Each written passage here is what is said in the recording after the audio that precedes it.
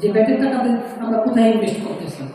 এটা যদি স্পেসিফাই করা যায় তাহলে আমরা আরও সমৃদ্ধ হব। পরিশেষে ভ্যাটকে আমরা বোঝা হিসেবে না দেখে আমরা আমাদের প্রত্যক্ষ রাষ্ট্রের উন্নয়নে অংশীদার হওয়ার সুযোগ হিসেবে দেখব। সকলের সুস্বাস্থ্য মঙ্গল কামনা করে এবং সুন্দর একটি অনুষ্ঠানে আমাকে আমন্ত্রণ জানানোর জন্য কৃতজ্ঞতা জ্ঞাপন করে আমার বক্তব্য এখানে শেষ করছি। আসসালামু আলাইকুম।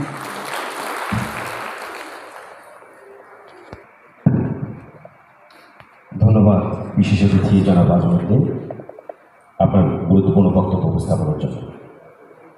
অনুষ্ঠানের পর্যায়ে অন্যতম বিশেষ অতিথি জনাব এস.এম. গালিব ফারুক, সম্মানিত যুগ্ম কমিশনার, অন্যান্য বিশেষ অতিথি এবং আজকের অনুষ্ঠানের সম্মানিত সভাপতি মহোদয়, উপস্থিত সাংবাদিকবৃন্দ এবং অডিয়েন্স, সবাইকে স্বাগত। আসলে এনবিআর-এর দুইটা আজকের যে ভ্যাট দিবস, সেটার মূল বিষয়টা হচ্ছে, মূল মন্তব্য প্রতিপাদ্য হচ্ছে সময় মতো নিবন্ধন নিব, সঠিকভাবে ভ্যাট দিব। ইনকাম ট্যাক্স বা ভ্যাট বা কাস্টমস যেটাই আপনারা প্রদান করতে চান, প্রথমে হচ্ছে নিবন্ধনটা খুবই গুরুত্বপূর্ণ। এবারে ভ্যাট দিবসের যে প্রতিপাদ্য, আমি মনে করি যে ভ্যাটের উত্তরোত্তর উন্নয়নের জন্য এটা খুবই গুরুত্বপূর্ণ। কারণ আগে যদি একজন ট্যাক্স পেয়ার যদি রেজিস্ট্রেশন না করে, তাহলে সে কিন্তু ভ্যাট দিতে পারবে না বা ভ্যাটের জন্য এলিজিবল হবে না বা আমরা মনিটরও করতে পারবো না। একটা রাষ্ট্র গঠনের জন্য, একটা আধুনিক রাষ্ট্র গঠনের জন্য জনগণ সরাসরি ভ্যাট অর্থাৎ ডিরেক্ট ট্যাক্স হোক, ইনডাইরেক্ট ট্যাক্স হোক, এটা পরিশোধের মাধ্যমে সরাসরি অংশগ্রহণ করে থাকে এবং সরকার প্লাস শাসন ব্যবস্থাকে জবাবদিহিতার মধ্যে আনার অন্যতম উপায় হচ্ছে আপনি যদি সঠিকভাবে ট্যাক্স বা ভ্যাট পরিশোধ করেন। আমাদের বাংলাদেশের যে এনবিআর-এর যে ইতিহাস আছে, তাতে দেখা যাচ্ছে যে জনগণের অংশগ্রহণ বাড়তেছে, অর্থাৎ ডিরেক্ট ট্যাক্স এবং ইনডাইরেক্ট ট্যাক্সের যে গ্রোথ, সেটা অবশ্যই আশাবাঞ্জক। কিন্তু দেখা যাচ্ছে যে সে অনুযায়ী কর জিডিপি রেশিওটা বাড়ছে না। এটাও এই বিষয়গুলো নিয়ে কিন্তু বর্তমানে কাজ হচ্ছে এবং আশা করি ভবিষ্যতে এই বিষয়গুলোতে এটারও উন্নতি হবে যে কর জিডিপির অনুপাত কীভাবে বাড়ানো যায়। বর্তমানে এনবিআর-এর ট্যাক্স পেয়ারদের সেবা সহজীকরণের যত রকমের প্রসেস আছে সব উদ্যোগই নেওয়া হয়েছে এবং আপনারা নিশ্চয়ই অবগত আছেন। এবার ইনকাম ট্যাক্স রিটার্ন আপনারা ঘরে বসে অতি সহজে, অর্থাৎ অফিসে আসার প্রয়োজন নেই, চালান করার জন্য ব্যাংকে যাওয়ারও প্রয়োজন নেই। আপনারা যদি অনলাইন ব্যাংকিং, ক্রেডিট কার্ড, বিকাশ সবকিছুর মাধ্যমে ঘরে বসে আপনার আয়কর রিটার্ন জমা দিতে পারছেন শতভাগ সারা বাংলাদেশে, এবং এটা জনগণের মধ্যে ব্যাপক সাড়া পড়েছে। এছাড়া আপনার যে ইনকাম ট্যাক্স রিলেটেড যে সেবাগুলো আছে, সেটা আপনি ঘরে বসে পাচ্ছেন। আমাদের অফিসে আসার কোনো প্রয়োজন নেই। ম্যাক্সিমাম সেবা যেটা অর্থাৎ আপনার ডে টু ডে অ্যাক্টিভিটিসে লাগতে পারে। তো মোটামুটি এনবিআর-এর বর্তমানে উদ্যোগ হচ্ছে যে যত সহজে আপনাদেরকে সেবা প্রদান করা যায়। এখন আপনাদেরকে এগিয়ে আসা উচিত যে আপনাদের দায়িত্বটা পালনের জন্য। তা আমি আর বেশি কথা বলবো না। আজকের এই অনুষ্ঠানে উপস্থিত থাকতে পেরে আমি নিজেকে অনেক সৌভাগ্যবান মনে করছি। সকলকে ধন্যবাদ। ধন্যবাদ জনাব এস.এম. গালিব ফারুককে তার মূল্যবান বক্তব্য প্রদানের জন্য। অনুষ্ঠানের এ পর্যায়ে আজকের অনুষ্ঠানের সম্মানিত বিশেষ অতিথি জনাব রাশিদা বেগম পিপিএমকে তার মূল্যবান বক্তব্য প্রদানের জন্য সবিনয়ে অনুরোধ জানাচ্ছি। জনাব রাশিদা বেগম, পিপিএম অতিরিক্ত ডিআইজি, ময়মনসিংহ রেঞ্জ। বিসমিল্লাহির রহমানির রহিম। জাতীয় ভ্যাট দিবস ও ভ্যাট সপ্তাহ উপলক্ষে আয়োজিত আজকের এই সেমিনারে উপস্থিত আছেন আমাদের অত্র বিভাগের সম্মানিত অভিভাবক, বিভাগীয় কমিশনার মহোদয়, উপস্থিত আছেন আমাদের আজকের অনুষ্ঠানের সভাপতি মহোদয় এবং মঞ্চে উপবিষ্ট বিভিন্ন ডিপার্টমেন্টের বিশেষ অতিথিবৃন্দ, সাংবাদিক ভাইয়েরা এবং সামনে যারা উপবিষ্ট আছেন, আসসালামু আলাইকুম। আসলে এই যে ভ্যাট দিবস এবং সপ্তাহ উপলক্ষে আয়োজিত আজকের এই যে প্রোগ্রাম, আমাদের প্রথম বক্তার কাছ থেকে আমরা বিস্তারিত এই ভ্যাটের ইতিহাস সবই আমরা শুনেছি, আমি সেই দিকে যাব না। আমি সংক্ষিপ্ত আকারে একটু বক্তব্য রাখতে চাই যে 1990-এর দশকে তখন আমরা আমি আমার কথা বলছি, ক্লাস 10-এ পড়ি। তো ভ্যাট কী জিনিস স্টুডেন্ট তখন তো এগুলো বোঝার কথাও না। এর মধ্যে এত বছর পার হয়ে গেল, সেই 90 দশক থেকে এই পর্যন্ত, এখন অনেকটা ক্লিয়ার। তার মানে হচ্ছে আমরা যারা সচেতন মানুষ তারাও কিন্তু অনেক সময় লেগে গেল যে আসলে ভ্যাট জিনিসটা কি। এখন খুচরা আপনার কোথাও কিছু কিনতে গেলে বা সেই খুচরা ক্রেতা হোক আমরা যারা বড় ব্যবসায়ী হোক, সবাইকেই কিন্তু পরোক্ষভাবে আমরা এই ভ্যাটের আওতায় চলে আসছি। তো সেই ইয়ে থেকে 90 দশক থেকে এই পর্যন্ত যে সময়টা আমরা পার করেছি, কোনো না কোনোভাবে আমরা যারা সরকারি চাকরিজীবী বা ব্যবসায়ী সবাই কিন্তু আমরা এই প্রত্যক্ষ এবং পরোক্ষ করের আওতা পরোক্ষ করের মধ্য দিয়েই কিন্তু আমরা যাচ্ছি। এই যে আমরা 3টে যে ইয়ে দেখলাম, অ্যাডভার্টাইজমেন্ট দেখলাম, এখানে আসলেই কিন্তু এটি মনের কথা। আমার এক বক্তা বলে গেলেন এই জিনিসগুলো আমরা আগে দেখিনি, আগে থেকে যদি আমরা এগুলো দেখতাম তাহলে আরও ভালো হতো এই বিষয়গুলো। আমি জানি না এই যে এই সেমিনার এবং সপ্তাহ উপলক্ষে আয়োজিত যে বিশেষ আমাদের দিনগুলো থাকে, এগুলো ব্যতীতও যদি তার বাইরে আমরা কোনো এই ধরনের কোনো ইসের আয়োজন করতে পারি আমাদের ক্রেতা বা ব্যবসায়ী নেতৃবৃন্দদেরকে নিয়ে, তাহলে আমার মনে হয় সচেতনতার যে পর্যায়ে আছে আমরা আরও সবার মাঝে বিষয়টি ছড়িয়ে দিতে পারবো। এই অ্যাডভার্টাইজমেন্টে যেটি দেখলাম আসলেই কিন্তু যখন একটি দাম দিয়ে বেশি কোনো জিনিস কিনতে যাই, ওই ভ্যাটটা দেখে কিন্তু একটু মনটা খারাপ হয়। এটা আমার মতো এই অ্যাডভার্টাইজমেন্ট সহ এখানে যারা আছেন সবারই মনের কথা, তাই না? এই বিশেষ করে আড়ঙের তো কেনাকাটা যদি করতে চাই, খুব বেশি জিনিস দামি জিনিস কিনতে না গেলেও আড়ঙে গেলে একটা ভালো ড্রেস দেখলে পছন্দ হইলেও কিন্তু যখন দেখি ভ্যাটটা বেশি তখন একটু কিন্তু পিছিয়ে আসে, কিনতে পারি না। তারপরে যে স্বর্ণ গয়না এখন তো আওতার বাইরে চলে গেছে। এই জন্যে এই বক্তাদের বক্তব্যের মধ্যে দিয়ে যেটি আসছে, আমরা যদি আমদানি শুল্ক কমিয়ে নিয়ে আসতে পারি, আপনার এই যে টাকাটা দেশের আমদানি একটা জিনিস করতে গিয়ে যে টাকাটা বাইরে চলে যাচ্ছে, এটা যদি শূন্যের কোটায় নিয়ে আসতে পারি, যত আমদানি শুল্ক কমবে আমাদের উন্নতি আরও। আমরা হচ্ছে বক্তা বললেন যেটা হচ্ছে আপনার কি জিডিপি কর বাড়াতে হবে এবং আমদানি শুল্ক কমাতে হবে, তাহলে কিন্তু সত্যিকার অর্থে আমাদের প্রকৃত উন্নয়ন যেটি সেটি আমরা করতে পারবো। একটি দেশের উন্নয়ন কিন্তু নির্ভর করে, যে আমরা বলি দেশ আমাদের হাতেই কিন্তু দেশ, সেটা আপনি সরকারি চাকরিজীবী হন, ব্যবসায়ী হন, সামান্য খুচরা ক্রেতা হন, যে পর্যায়ে হই না কেন আমরা কিন্তু কেউ এই বিশ্বের বাইরে না, ভ্যাটের বাইরে না। যাই কিন্তু যে আপনাকে একটা ছোট্ট স্লিপ ধরিয়ে দেওয়া হয় যে আপনি কত পার্সেন্ট কত মানে যেটা কিনলেন তার বাইরে কত আপনি টাকা অতিরিক্ত দিলেন ভ্যাট হিসেবে। তো সেটি যদি আরও স্বচ্ছতা বাড়ানো যায়, আসলে এই সরকারের যত উন্নয়ন প্রকল্প আমরা দেখতে পাচ্ছি, ওই উন্নয়ন প্রকল্পে আমার দেয়া ভ্যাটের কতটুকু অংশ আমার অবদান আছে কতটুকু, এই বিষয়টি যদি আমরা আমাদের কাছে স্বচ্ছ করতে পারি, তাহলে আমার মনে হয় আমিও একজন মানে বুক ফুলিয়ে বলতে পারি যে এই দেশের বুক ফুলিয়ে বলেন আর হচ্ছে চ্যালেঞ্জ করে বলেন যে এই দেশের প্রত্যেকটি কোনায় কোনায় আপনার আমার প্রত্যেকের অবদান আছে, তাই না? তো সেটি আমাদের মনে হয় এই বিষয়ে যেহেতু মানে সব বিষয়ে আমরা উন্নতি সাধন করেছি, এই বিষয়টি যদি আমরা স্বচ্ছতার সাথে সবার কাছে আমরা প্রেজেন্ট করতে পারি যে না মানে আমার দেয়া ভ্যাটের এত অংশ দেশের উন্নয়নমূলক কাজে আমার অবদান আছে। তো আমি বিনীত অনুরোধ জানাবো এই বিষয়টি যদি নিশ্চয়ই সামনে আমরা এই উদ্যোগ নিব, আরও ব্যবস্থার সামনে আরও উন্নত হবে। তো সে আশা ব্যক্ত করছি আমরা প্রত্যেকে আমাদের দেশের উন্নয়নে অবদান রাখবো ইনশাআল্লাহ। আমরা ব্যবসায়ী নেতৃবৃন্দ যারা আছে, যে নিবন্ধনের বিষয়টি যেটি বলা হয়েছে, নিবন্ধন অবশ্যই করব।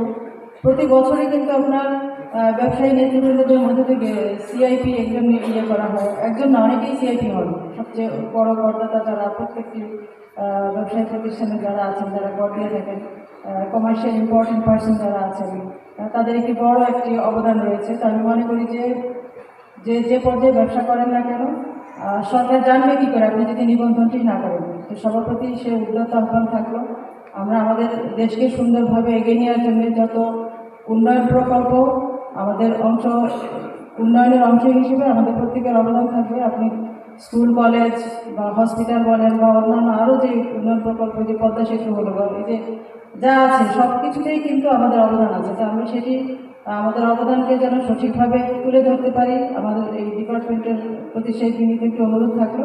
তো তো আমরা আশা করি যে আমরা প্রত্যেকটি নাগরিক সচেতনভাবে আমরা কিন্তু আয় কর আমাদের যেটা সেখানেও কিন্তু আমরা ফাঁকি দিই, সে ফাঁকি থেকে বেরোয় আসি। আপনার ইসলামেও কিন্তু বিধান আছে জাকাত দেওয়া। জাকাত আপনি যদি ঠিকমতো কর দেন তাহলে কিন্তু আসলেই আমরা মানব শক্তি সম্পদে রূপান্তরিত হতে সময় লাগবে না। একটি দেশকে অর্থনৈতিকভাবে সমৃদ্ধ করতে গেলে আমাদেরকে নিয়মিত এবং সঠিকভাবে কর দিতে হবে। তো আমি আশা করব এবং আহ্বান জানাবো এই আজকের যে স্লোগানটি হচ্ছে সময় মতো নিবন্ধন নিব, সঠিকভাবে ভ্যাট দিব, তবে এই সার্থকতা। যদি আমরা সবাই সঠিকভাবে নিবন্ধন করি এবং সবাই যার যার যে স্তরে থাকি না কেন আমরা যে আমাদের ভ্যাটটি সঠিকভাবে প্রদান করি, তাহলে আমি মনে করি আমরা আমাদের এই স্বল্পোন্নত দেশ বা উন্নয়নশীল দেশে পরিণত হতে বেশি সময় লাগবে না। তো আজকে অনুষ্ঠানে আমি উপস্থিত থাকতে পেরে নিজেকে ধন্য মনে করছি। আয়োজক কর্তৃপক্ষকে ধন্যবাদ এবং সবাই ভালো থাকবেন। সালামু আলাইকুম। ধন্যবাদ জনাব রাশিদা বেগম পিপিএমকে তার মূল্যবান বক্তব্য প্রদানের জন্য।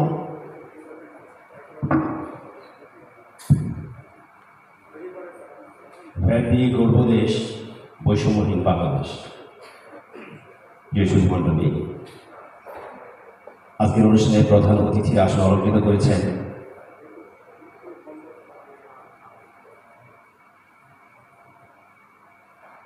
জনাব মিস ফারাসান ডিসি, সম্মানিত বিভাগীয় কমিশনার ময়মনসিংহ স্যার। তার দপ্তরের অনেক গুরুত্বপূর্ণ কাজের মাঝেও আমাদের অনুষ্ঠানে উপস্থিত হয়েছেন। স্যারের প্রতি অশেষ কৃতজ্ঞতা ও ধন্যবাদ। অনুষ্ঠানের এ পর্যায়ে আজকের অনুষ্ঠানের প্রধান অতিথি জনাব মিস ফারাসান ডিসি, সম্মানিত বিভাগীয় কমিশনার মহোদয়কে তার মূল্যবান বক্তব্য উপস্থাপনের জন্য অনুরোধ জানাচ্ছি। জনাব মিস ফারাসান মহোদয়।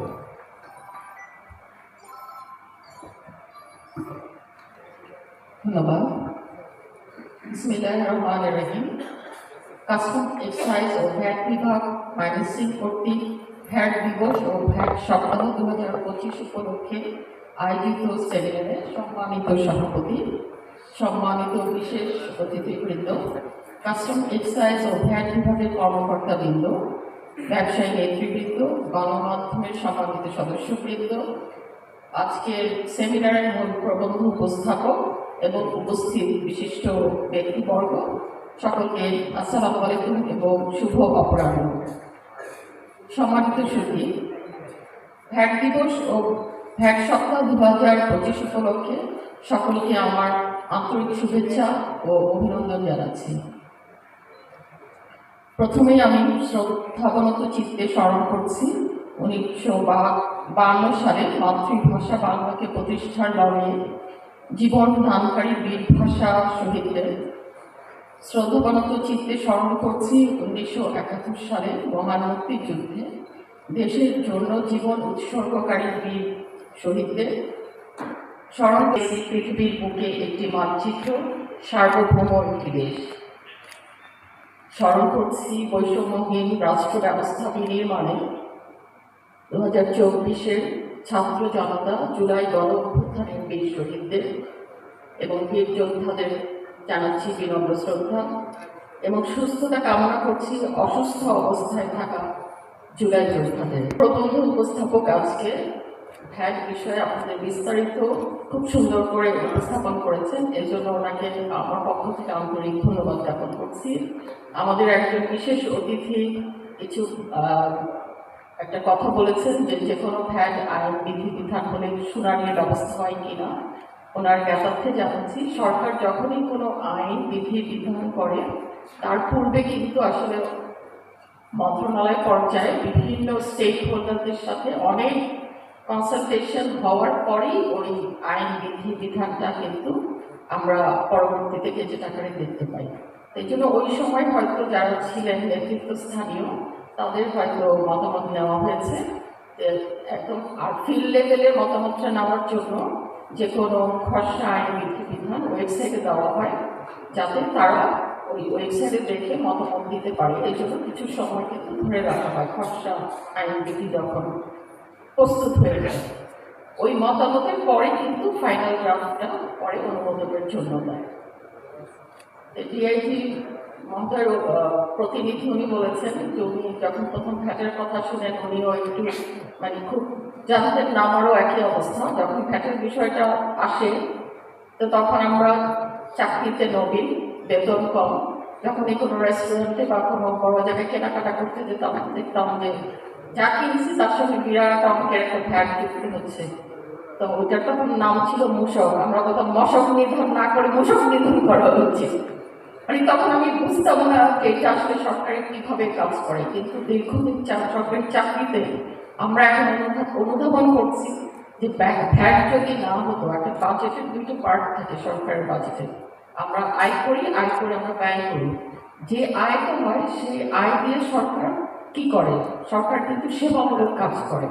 যেই সেবাগুলোতে সরকার কিন্তু আর্থিকভাবে লাভবান হয় না, কিন্তু জনসাধারণের কল্যাণে কাজ করে, যেমন রাস্তাঘাট, শিক্ষা প্রতিষ্ঠান, হসপিটাল, এগুলো নির্মাণ করে দেয় জনসাধারণের কল্যাণের জন্য। তো এই টাকাগুলো আসা করতে গিয়ে সরকারের বাজেটের আয়ের অন্যতম প্রধান উৎস হচ্ছে ট্যাক্স, ভ্যাট, ইনডাইরেক্ট ট্যাক্স, এগুলো। এর মধ্যে ভ্যাট হচ্ছে অন্যতম। আর বাংলাদেশ এখনো জিডিপির এশিয়ার মধ্যে ট্যাক্স জিডিপি রেশিওতে কিন্তু সবচেয়ে নিম্ন পর্যায়ে আছে। তার মানে পরিশেষে আমার কি লাভ হবে? আমরা শুধু আমি দিচ্ছি, আমার ক্ষতি হচ্ছে, এই একটা দিক দেখছি, কিন্তু এটা দিলে আমার কি লাভ হবে? বড় পরিসরে কি লাভের যে টিভিসিগুলো আছে, ওই টিভিসিগুলো আরো প্রচার হওয়া দরকার। সংসদ যেটা হয় এটা একটা কর ব্যবস্থা, যা পণ্যের উৎপাদন থেকে ভোক্তার হাতে পৌঁছানো পর্যন্ত প্রতিটি ধাপে সরকার আদায় করে থাকে। এটি বিশ্বের অধিকাংশ দেশেই কিন্তু এভাবে আদায় করে থাকে।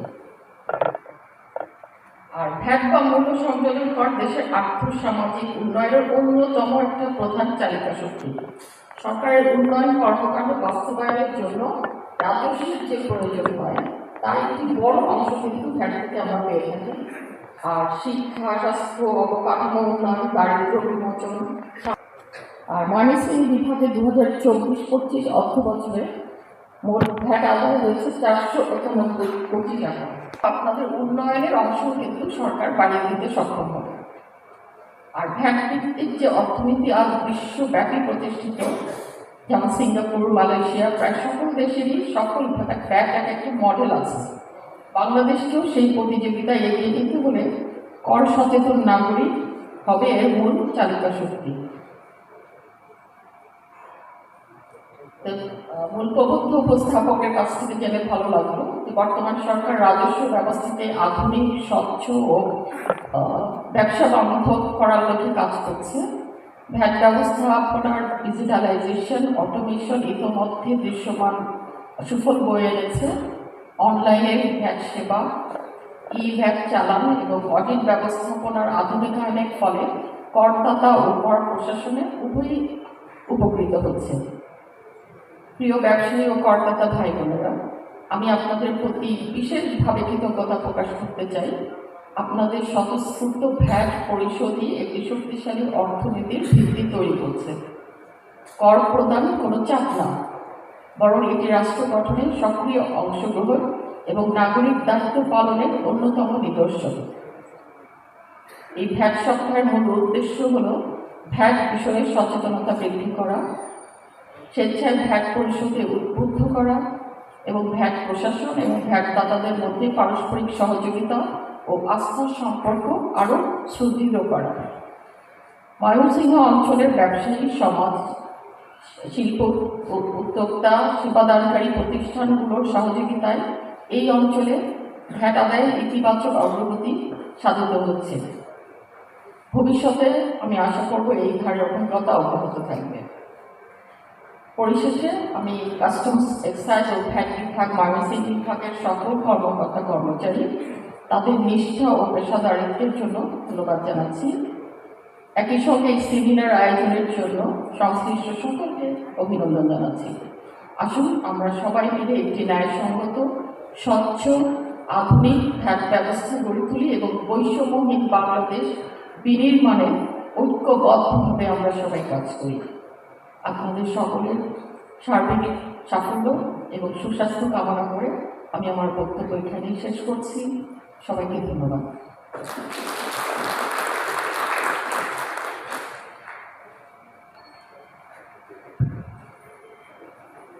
ধন্যবাদ সম্মানিত বিভাগীয় কমিশনার জনাব মিস ফারাসামি এনডিসি মহোদয়কে।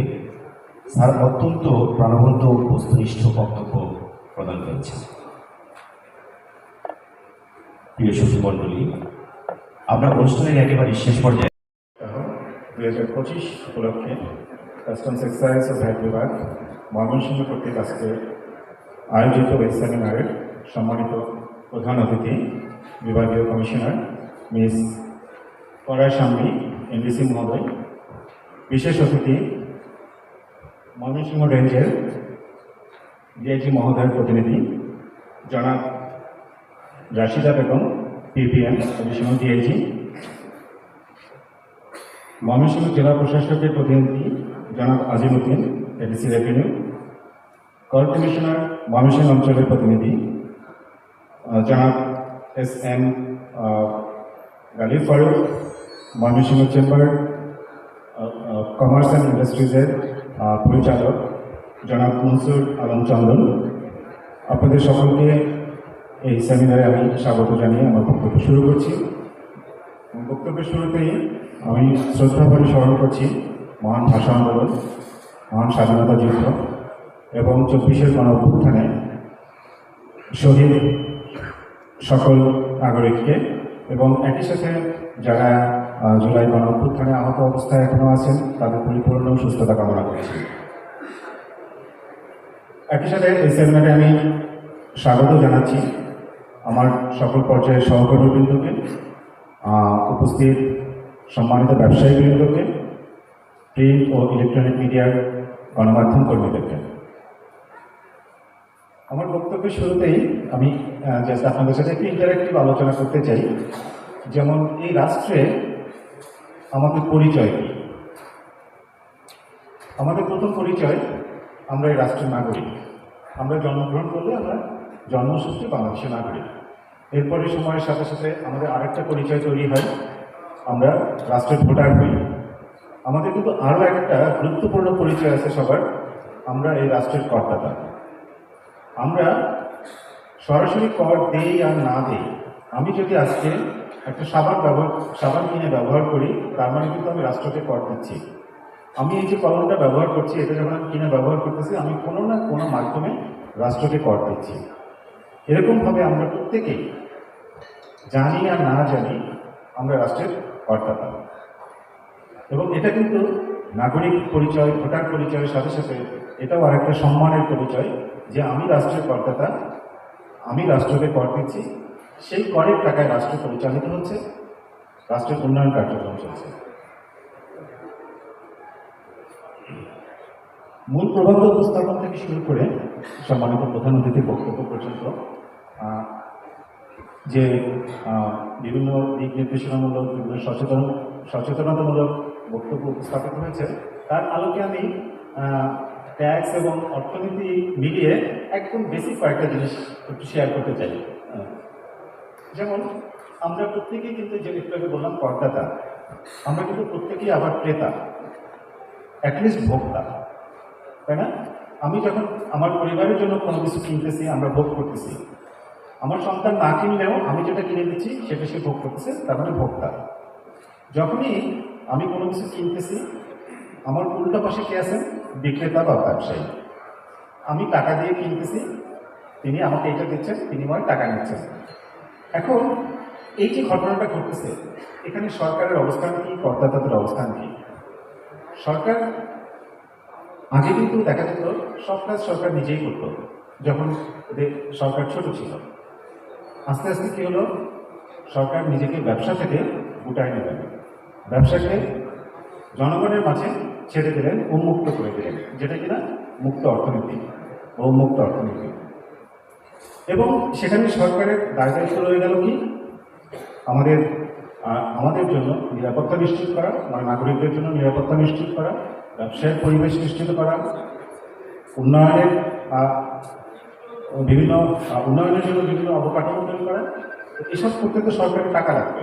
তো সরকার সেই টাকাটা কোথা থেকে পাবে? সেটাই হচ্ছে রাজস্ব। যখনই আমরা কোনো কিছু কিনি, যখনই সেখানে কোনো বিনিময় হচ্ছে বা ট্রানজাকশন হচ্ছে, তখন সরকার বলতেছে ওকে এখান থেকে আমাকে একটা নির্দিষ্ট হারে ট্যাক্স দিতে হবে। তার মানে আমরা যখন কোনো কিছু কিনতেছি, আমরা জানি আর না জানি, আমাদের জ্ঞাতে অজ্ঞাতে সরকার সেখান থেকে একটা অংশ পেয়ে যাচ্ছে। এখন সরকার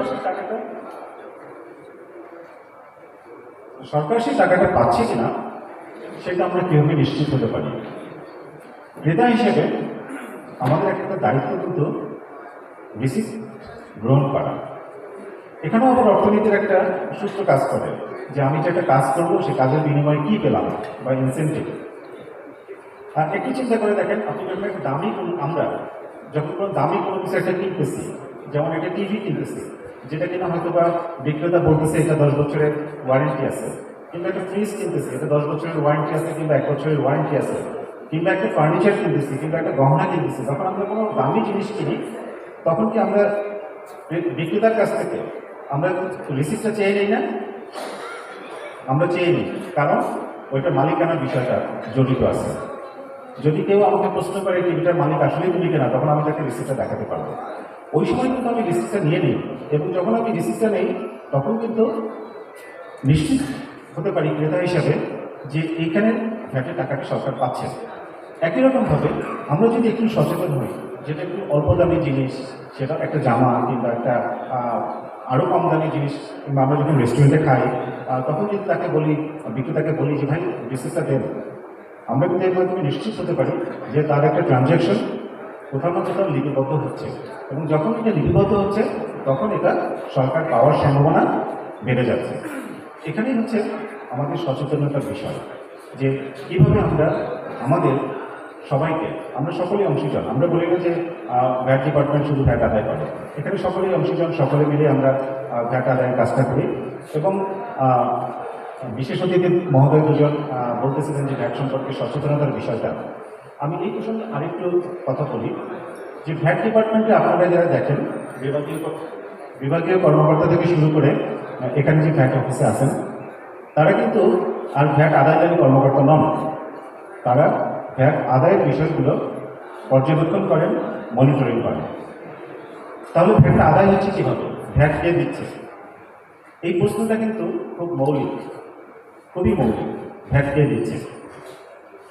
যখনই উৎপাদন থেকে শুরু করে সর্বশেষ যখন ভোক্তার হাতে কোনো একটা পণ্য পৌঁছায়, এই ধাপে ধাপে সে যতটুকু সংযোজন করতেছে, একটু টেকনিক্যাল বিষয়, সংযোজন মানে তার দাম যতটুকু বাড়তেছে, তার উপর ভিত্তি করে একটা পরিমাণে ভ্যাট নির্ধারিত হয়। এই যে কর ভাগ বা ফাইনাল যে করটা যিনি দেবেন তিনি কিন্তু আমরা ভোক্তারাই সেটা দিচ্ছি। তাহলে এই কর আদায়ের দায়িত্বটা কার? ব্যবসার সম্প্রসারণের সাথে সাথে মূল প্রবন্ধ উপস্থাপক বলে গেলেন যে আমরা আবগারি শুল্ক থেকে আমরা এই ভ্যাট ব্যবস্থায় আসছি। কেন? কারণ আবগারি শুল্কের আমলে আপনারাও জানেন যে ইন্ডাস্ট্রিতে আমাদের একজন অফিসার গেটে বসা থাকতো, তিনি একজন গেট কিপারের মতো কাজ করতেন। ওখান থেকে কোনো কিছু বের হলে তার তত্ত্বাবধানে বের হতো। এটা তো এই বর্তমান আধুনিক যুগে যেখানে ব্যবসা অনেক বেড়ে যাচ্ছে, ব্যবসায়িক প্রতিষ্ঠান অনেক বেড়ে যাচ্ছে, ব্যবসার বহু মানে কী বলা যায় ডাইভার্সিফিকেশন অনেক বেড়ে যাচ্ছে, সরকার এত জনবল দিয়ে এটা করবেন না। এটা আধুনিক যুগের সাথে সেটা মানানসই না। এগুলো কিন্তু সরকার ভ্যাট আদায়ের দায়িত্বটা ব্যবসায়ীদেরকেই দিয়ে দিয়েছে। এবং কীভাবে যে আপনি 1 মাস ব্যবসা করেন, ব্যবসা করার পরে পরবর্তী মাসের 15 তারিখের ভিতরে আপনি হিসাব নিকাশ করে সরকারের যে দায়িত্ব সেটা ট্রেজারিতে জমা দেবেন। এখানে কিন্তু ভ্যাট আদায়কারী ব্যবসায়ীরাই কিন্তু ভ্যাট আদায়কারী। এবং এই যে ভ্যাট যে আদায় করলেন, এটা কিন্তু সরকারের একটা আমানত ব্যবসায়ীদের কাছে। সেই আমানতটা পরবর্তী মাসের 15 দিনের ভিতরে সরকারের কাছে ফিরিয়ে দেওয়াটা আপনাদের নৈতিক দায়িত্ব, আইনি দায়িত্ব। এবং এখানে আরও একটা বিষয় খেয়াল করবেন যে সরকার কিন্তু এখানে এই টাকাটা আপনার কাছে রাখতে দিচ্ছে 45 দিনের জন্য বিনা সুদে, কোনো তাকে সুদও দিতে হচ্ছে না। যাই হোক, আজকের আলোচনা এখানে আরও যে বিভিন্ন প্রসঙ্গগুলো চলে আসছে, আমাদের একটা বড় যেটা এবার ভ্যাট দিবসের মূল স্লোগান বা মূল টার্গেট বলতে পারি আমরা, নিবন্ধন বাড়ানো বা ভ্যাট নিবন্ধন বাড়ানো। 10ই ডিসেম্বর ভ্যাট দিবস পালিত হয়েছে। সেখানে এনবিআর থেকে এই ডিসেম্বরে আমাদেরকে একটা লক্ষ্যমাত্রা দেওয়া হয়েছে যে কত নতুন নিবন্ধন দিতে হবে।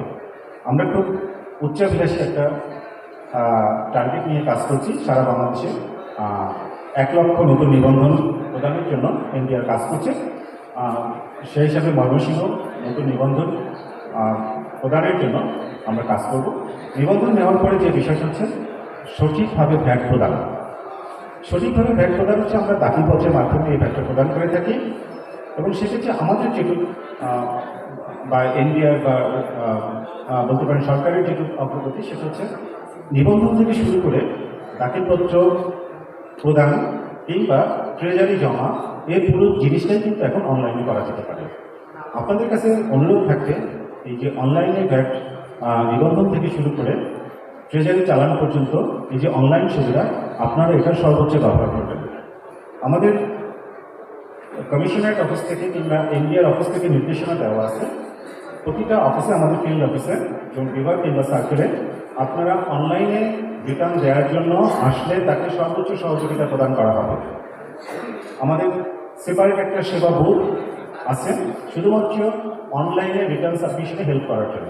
আপনারা যদি একবার অনলাইনে রিটার্ন সাবমিশনটা করেন, এটা আপনাদের জন্য দেখবেন যে ভবিষ্যতে আপনাদের সময় বাঁচাবে, অর্থ বাঁচাবে। আপনি ময়মনসিংহের কোনো এক জায়গা থেকে যদি 1 ঘন্টা সময় নষ্ট করে ময়মনসিংহ বিভাগীয় অফিসে আসেন একটা রিটার্ন জমা দেওয়ার জন্য, আপনার আসার একটা খরচ আছে, যাওয়ার একটা খরচ আছে, সময়ের একটা খরচ আছে, সেই খরচগুলো বেঁচে যাবে।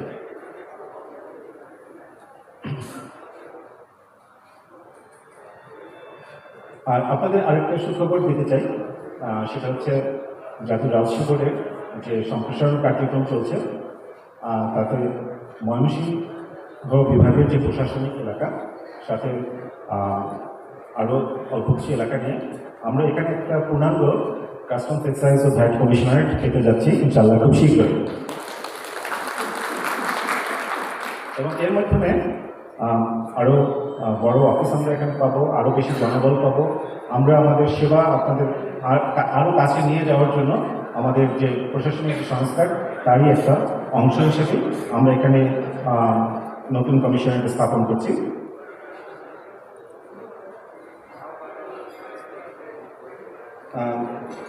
বিশেষ অতিথিদের মধ্যে তাদের একটা বড় ইয়ে ছিল যে প্রচারণা এবং সচেতনতার বিষয়।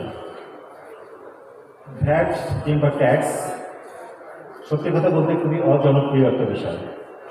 আমরা যেমন ক্রেতা হিসেবে আমাদের ক্ষেত্রে এক ধরনের কাজ করে যে ট্যাক্স বা ভ্যাট দিব কি দিব না। যখন আমরা আয়কর রিটার্ন জমা দিই তখন একই রকমভাবে এই ধরনের একটা বাধা কাজ করে, দিব কি দিব না। এই বাধাটা কাটিয়ে ওঠার জন্য বা আমাদের সেবাকে বা ভ্যাট বিভাগকে কিংবা সরকারের সাথে জনগণের, ব্যবসায়ীদের অংশগ্রহণ নিশ্চিত করার জন্য কয়েকটা কাজ করা হয়। প্রতি বছর বাজেটের আগে জাতীয় রাজস্ব বোর্ডের চেয়ারম্যান মহোদয় বাংলাদেশের যে সকল ব্যবসায়ী সংগঠন আছে প্রত্যেক সংগঠনের সাথে চেয়ারম্যান মহোদয় তার টিম নিয়ে আলাদা আলাদাভাবে মিটিং করে থাকেন। সেখানে প্রতিটা অ্যাসোসিয়েশনের লিখিত বক্তব্য দেওয়া হয়। তারপরও লিখিত বক্তব্যের পাশাপাশি তাদের কাছ থেকে মৌখিকভাবেও শোনার সুযোগ দেওয়া হয়। যদি কোনো কারণে, ধরেন আমি একটা অ্যাসোসিয়েশনের সদস্য, কোনো কারণে অ্যাসোসিয়েশন আমার প্রস্তাব এনবিআর পর্যন্ত পাঠালো না, সেক্ষেত্রে চেয়ারম্যান মহোদয় আশ্বস্ত হতে চান যে সরাসরি আমি তার কাছ থেকে শুনতে পারি। বিভাগীয় পর্যায়ে প্রতিটা বিভাগে এনবিআর চেয়ারম্যান মহোদয় তার টিম সহ আঞ্চলিক পর্যায়ে বাজেট সেমিনার করে থাকেন। সেখানে আঞ্চলিক কোনো ইস্যু যদি থেকে থাকে, আঞ্চলিক যে সংস্থাগুলো আছে বা অ্যাসোসিয়েশনগুলো আছে তাদের বক্তব্য তাদের কাছ থেকে সরাসরি শোনার জন্য চেয়ারম্যান মহোদয় প্রতিটা বিভাগে সম্মেলন করে থাকেন। এবং আমি আগেই বলেছি যে ট্যাক্স ব্যবস্থায় আমরা সকলেই অংশীদার, শুধু অংশীদার, একই সাথে সমস্ত ব্যবসায়ীও অংশীদার। সেই অংশীদারিত্বের অংশ হিসাবে কিন্তু দেখা যায় যে প্রতিটা বিভাগীয় পর্যায়ে যে সেমিনার হয়ে থাকে সেখানে দুটো সেশন হয় মূলত। একটা হচ্ছে সরকারি কর্মকর্তাদের সাথে, যেটা সরকার তার নিজের খরচ থেকে উচ্চকর্তন খাতে যে ট্যাক্সটা পেয়ে থাকে সেটা নিয়ে আলোচনা হয়। যদি সরকারি প্রতিষ্ঠানগুলো থেকে বাজেট বিষয়ে কোনো সুপারিশ থেকে থাকে সেটার বিষয়েও আলোচনা হয়। বিশেষ অতিথি মহোদয়, আপনি চন্দন সাহেব, আপনি এমআরআই মেশিনের একটা বিষয়ে কথা বলেছেন, তো আমি এটা ডিটেলস এখানে বলতে চাই না, আমি আপনার সাথে পরে এটা নিয়ে আলাপ করব। স্যার, এর পর্যায়ে আমাদের ধরুন আমাদের প্রায় সময় হয়ে গেছে। আমি এই সপ্তাহে এই 4 দিনের কর্মদিবসের সপ্তাহে এর ভিতরে আপনারা সময় দিয়ে আমাদের পাশে থেকেছেন, সেই জন্য আপনাদের সকলকে অশেষ অভিনন্দন। বিভাগীয় কমিশনার মহোদয় তার শত কর্মব্যস্ততার মাঝে আমাদেরকে সময় দিয়েছেন, আমাদেরকে উদ্দীপ্ত করেছেন, সেজন্য আপনাদের অশেষ কৃতজ্ঞতা। আমি একই সাথে ময়মনসিংহ বিভাগীয় প্রশাসন, জেলা প্রশাসন, ডিআইজি মহোদয় সকলকেই আন্তরিক কৃতজ্ঞতা জানাচ্ছি। তারা তাদের কর্মব্যস্ততার কারণে আসতে না পারলেও তারা তাদের প্রতিনিধি পাঠিয়ে তাদের অংশগ্রহণ নিশ্চিত করেছেন। আমি ধন্যবাদ জানাচ্ছি আজকের অনুষ্ঠানের আয়োজকগণকে। একই সাথে আবারও ধন্যবাদ জানাচ্ছি প্রিন্ট ও ইলেকট্রনিক মিডিয়ার সকল গণমাধ্যম কর্মীদেরকে, এবং সর্বশেষে আমি আমাদের ব্যবসায়ী সম্প্রদায় যারা ভ্যাট রাজস্ব জমাদানের মাধ্যমে আমাদের যে উন্নয়নের চালিকা শক্তি অতীতেও চালু রেখেছেন, ভবিষ্যতে চালু রাখবেন, এই আশাবাদ ব্যক্ত করে সকলকে আবারও ধন্যবাদ জানিয়ে আমি আমার বক্তব্য শেষ করছি।